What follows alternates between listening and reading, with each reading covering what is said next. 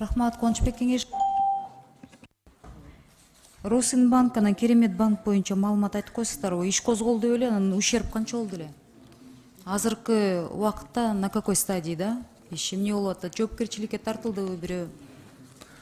Урматтуу Эльвира Жыргалбековна, Росинбанк, Керемет банк боюнча депутаттардын тапшырмасы менен ички териштирүү 2021 жылы жүргүзүлгөн.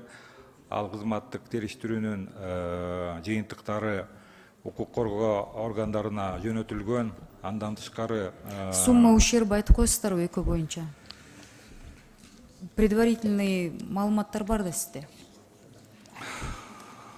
Значит, уважаемая Эльвира Жыргалбековна, значит, состоялась проверка счетной палаты по данному факту. И, значит, счетная палата, значит, показала ущерб, значит, около, значит, 4,4 миллиарда сомов. Соответствующие материалы в правоохранительные органы были переданы.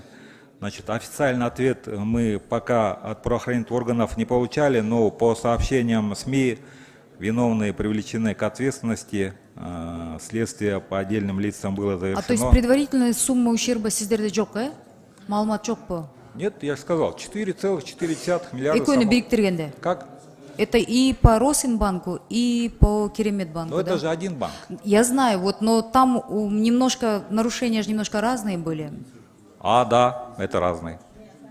То есть вот то, что я сказал, это потеря от инвестиций. То есть общая сумма ущерба 4... Нет, это не общее, это потеря от инвестиций. Пока, на данном этапе. Да, на выкуп, то, что деньги направлялись, это было правильное определение? Ну, правильно или нет, вот как раз таки правоохранительные органы это выясняли, следствие завершено, первые приговоры вынесены. Уже вынесены. А кого привлекли к ответственности? Нам официальной информации не поступало, поэтому, наверное, у правоохранительных органов надо спросить. Хорошо, спасибо. Рахмат.